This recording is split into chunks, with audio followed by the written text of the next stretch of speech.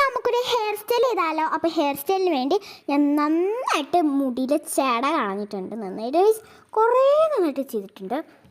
അതിനുശേഷം ഞാൻ ഒരു ബോ എടുക്കുന്നുണ്ട്. ഞാൻ ബോ കാണിച്ചു തരാം. അതിൻ്റെ ഫ്രണ്ട് വശം വന്നിട്ട് ഇങ്ങനെയാണ് കേട്ടോ. ബാക്ക് വശം നമ്മളിങ്ങനെ അതിവിടെ ഞെക്കുമ്പോഴത്തേക്കിനും ഇങ്ങനെ തുറന്നു വരുന്നു. പിന്നെ നമ്മൾ അതിങ്ങനെ വെച്ചിട്ട് നിൽക്കുമ്പോഴത്തേക്കിനും അത് അടഞ്ഞു പോവും. അങ്ങനത്തെ ഒരു ടൈപ്പ് വേണം നമുക്ക്. അല്ലെങ്കിൽ അതില്ലെങ്കിൽ നിങ്ങൾ ബുഷ് വെച്ച് ആദ്യം മുടി കെട്ടണം. അതിന് ശേഷം നിങ്ങൾ അത് കിട്ടിയാലും മതി. അതാണ് നല്ല ഭംഗിയാണ്. പക്ഷെ കൂടുതലും ഭംഗി നമ്മൾ ഡയറക്റ്റ് ഇങ്ങനെ ബുഷ് ഇല്ലാതെ ചെയ്യുന്നതാണ്. പിന്നെ നിങ്ങൾ സ്കൂളിൽ കിട്ടിക്കൊണ്ട് പോവുകയാണെങ്കിൽ ഒരു കാര്യമുണ്ട്.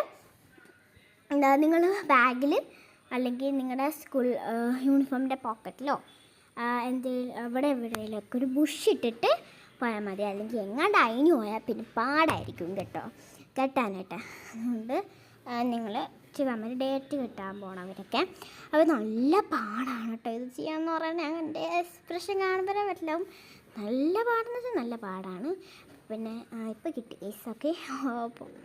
അപ്പോൾ ഇതാണ് ബാക്ക് വശം. നല്ല ഡ്രസ്സാണ് ഗൈസ്. എനിക്ക് ഭയങ്കര ഇഷ്ടപ്പെട്ടു. അപ്പം ഇന്നത്തെ വീഡിയോ ഇത്രയുള്ളൂ. Tata bye bye, see you. Like and subscribe.